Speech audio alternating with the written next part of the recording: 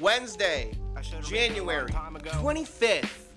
What's good? It goes. I'm not prepared to lose some people that I know that I need. It's hard to fight off all the demons taking everything from me. Lost in the sauce, I'm gonna cross myself over slower than Kyle Anderson's floater, or the height to a new stoner. Lower your toner. What's up, everybody? I have my computer. I got my computer in front of me today.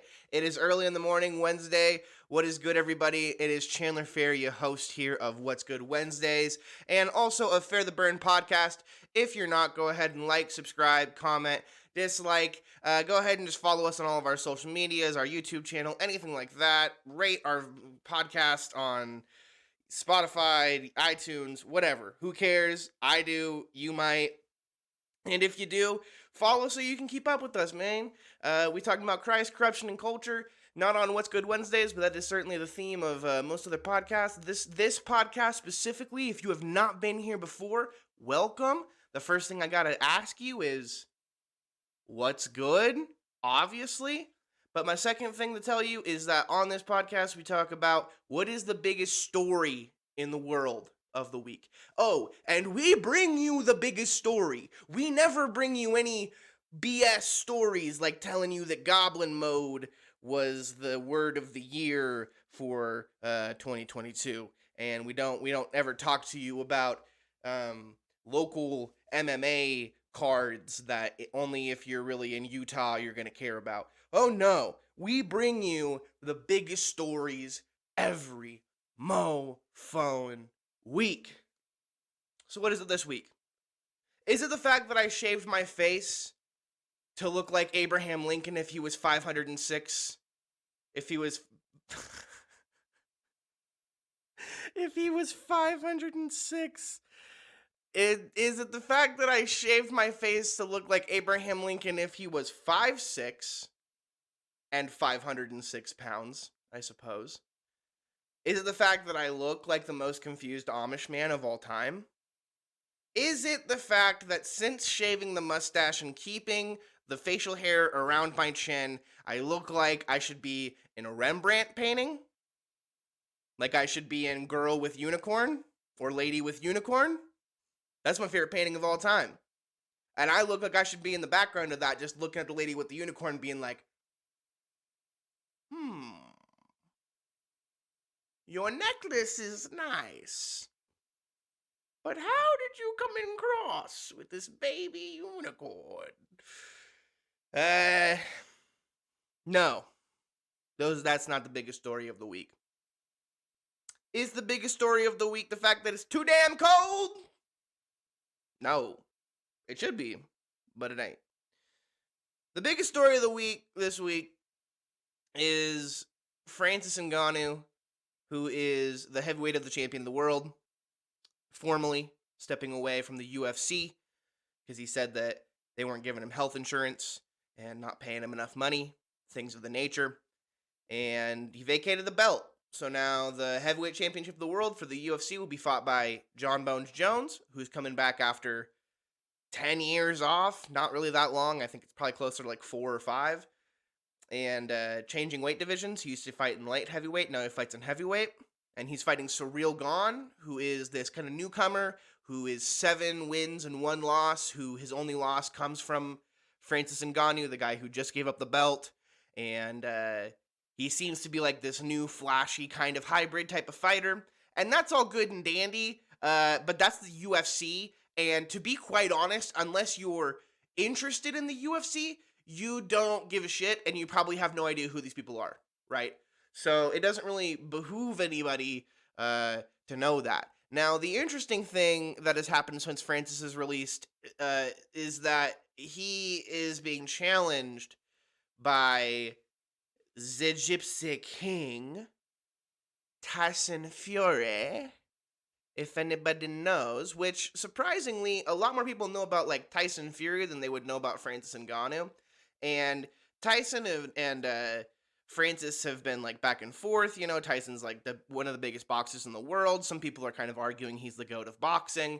I don't really agree with that, but I can kind of see where, you know, he is a great boxer. He's had 3 fights with Deontay Wilder. literally got knocked out in one of those fights and came back like Lazarus, just from the dead, just bam, just woke up and won the fight after getting knocked out. Crazy. And they've been kind of drawn back and forth to each other, the best boxer in the world versus, arguably the heaviest puncher in the world, and Francis Ngannou, who, if you have not seen Francis Ngannou's highlights, do that. And the fear of God will be put into your bosom, I suppose, in like the depths of Abraham's bosom. Like, even after you die, before you get decided to go to heaven or hell, you will be in Abraham's bosom, terrified that Francis Ngannou will come to knock you out. Not even the power of God can take away the fear of Francis Ngannou. You see what I'm saying?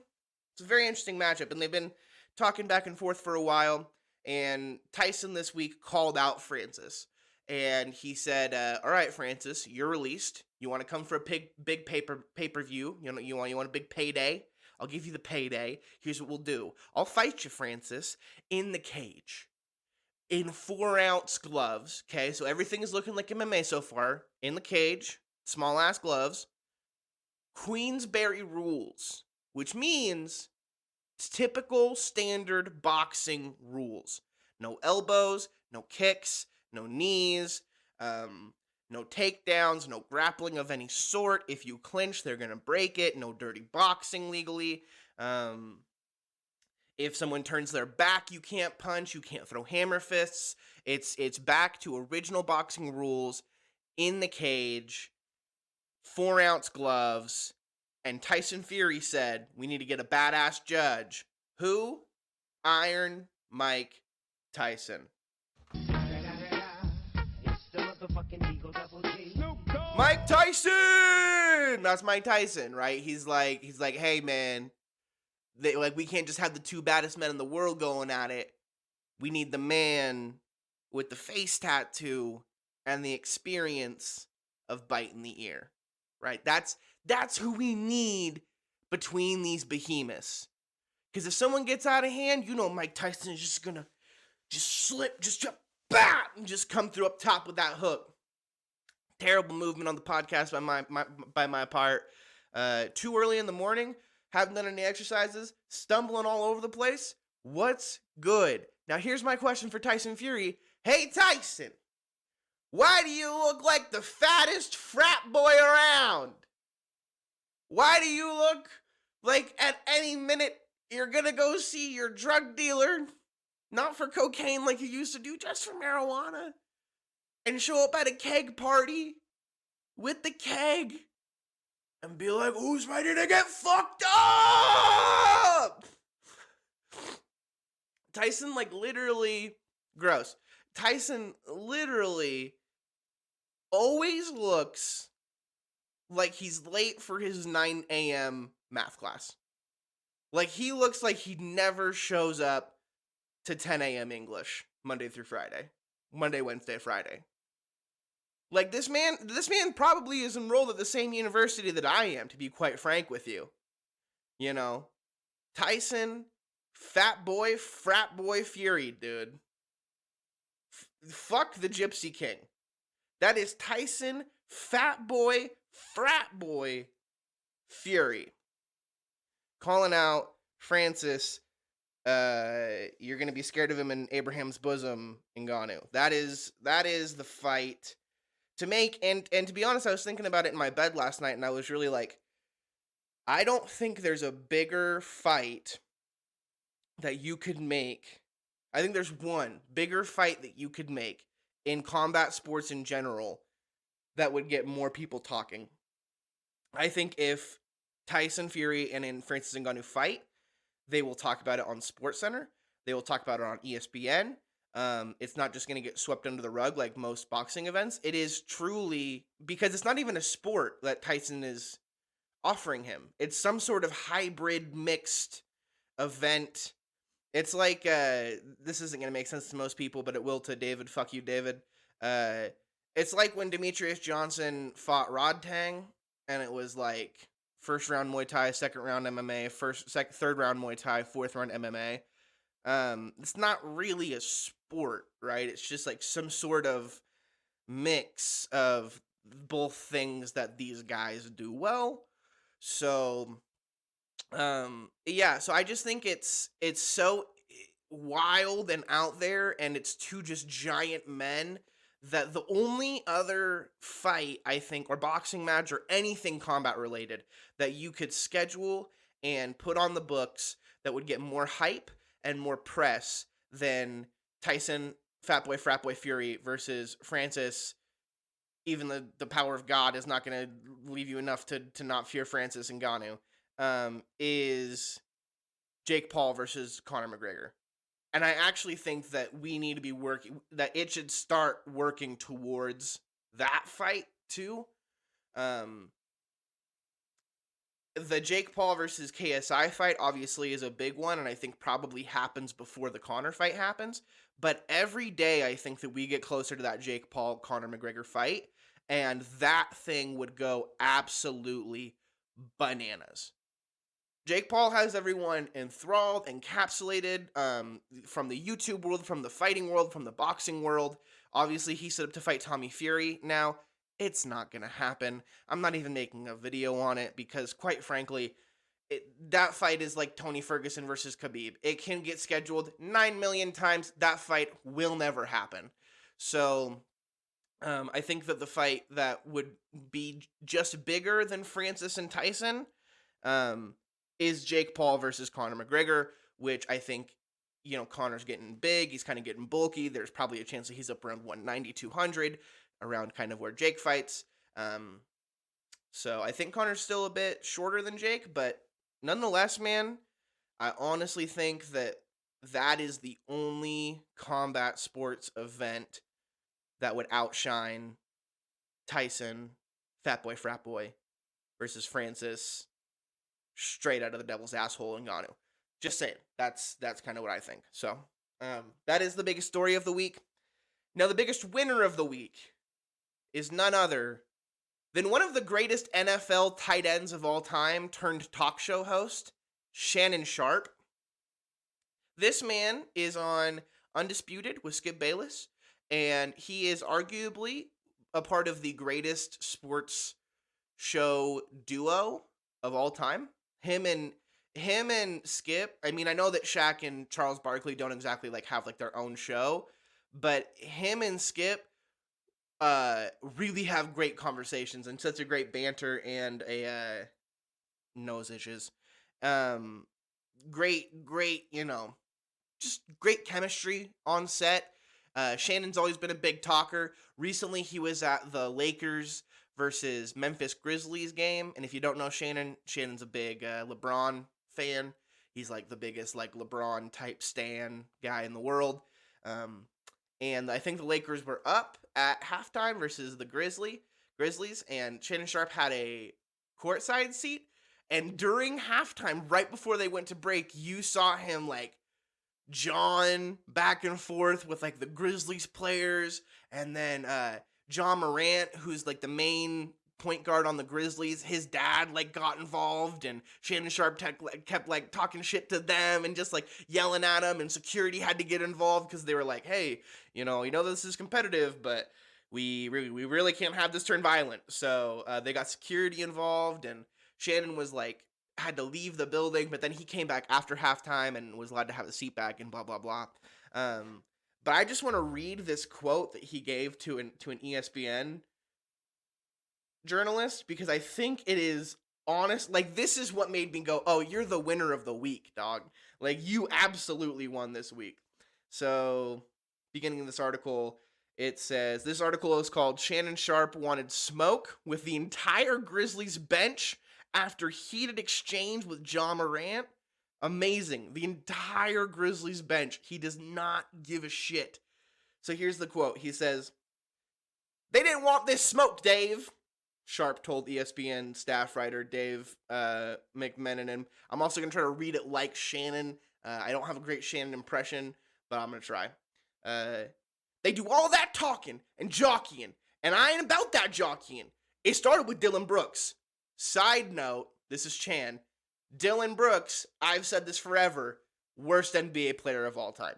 He's terrible. He looks like he's been eating cereal in his mom's basement with crusty boxers, watching anime for the last 4 days. Always. I forget what year it was. I want to say it was the 2021 NBA playoffs. Whatever was going on with his hair that made the NBA 2K people put it in the game. Don't do that ever again. If Dylan Brooks looks like the deranged Dennis Rodman, if he looks like he's been in the Human Centipede for too long, please don't put his hair in the game. I beg you. It started with Dylan Brooks. I said he was too small to guard LeBron. He said, F me. I said, F you back. He started to come at me. I said, you don't want these problems. And then Ja came out of nowhere talking. He definitely didn't want these problems. Then the dad came, and he obviously didn't want no problems. But I wanted everything they had. Don't let these fools fool you now. He was talking. He said, F me. I said, F you back. But he didn't want those problems. He came out of here. He didn't want no problems. Then the dad came. He obviously didn't want no problems. But guess what? I wanted everything they had. Don't let these fools fool you now. I love Shannon, man. I love Shannon. He's such an interesting character, man. And even when he was in the league before I was even born. But even just like the old clips of him talking, like during interviews and stuff, man, like that guy, he's just got a way of communicating that's like, whew.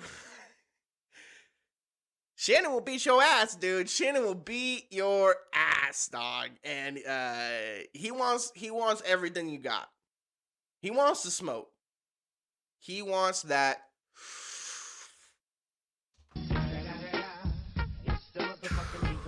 Shannon Sharpe! Yeah, so that's the story of the week, the winner of the week. And now we're moving on to who did the absolute worst. Doja Cat. Doja Cat, you know we love you. We've stuck up for you on the show. I mean, it's partially due to the fact that we're in love with you, right? But what are you doing putting 30,000 jewels on your body? Doja Cat showed up at some, like, fashion event, and this designer put 30,000 red jewels all over her body. She looked like Mad Max Fury Road. She looked like if Dobby was stuck in the sun for too long, and then they pulled him out, and Dobby wants to be a free elf, but he's a bot elf. She looked like if you put Golem. This is really what she looked like. She really looked if you took Golem and just dumped him into red paint, like just a vat of it. And I don't even know what vat means, but it seems like a lot of red paint that you could like dip something that weighs about 120 pounds in. It's like if you took Golem, right, and dipped him in a vat of red paint and just took him out and just laid him on the concrete in Arizona and then got him up. She looked gross. She looked crusty. She looked dusty. She honestly didn't eat. She looked reptilian almost. And I understand that we can't say that because that's what Nazis would say about Jewish people back in the day. So you can't say that anybody is like a lizard person because skinheads and white supremacists rule. They say things and then we can't say them anymore. But here's the facts, dude. She looked like a fucking red gecko. Okay? She looked like a fucking red gecko. Probably a lizard person. Not Jewish. You know? Not Hitler. Not Kanye. Don't love Hitler. Doja Cat's a lizard person. That's What's Good Wednesday. I'll see you guys next time. Peace. Bye, dudes.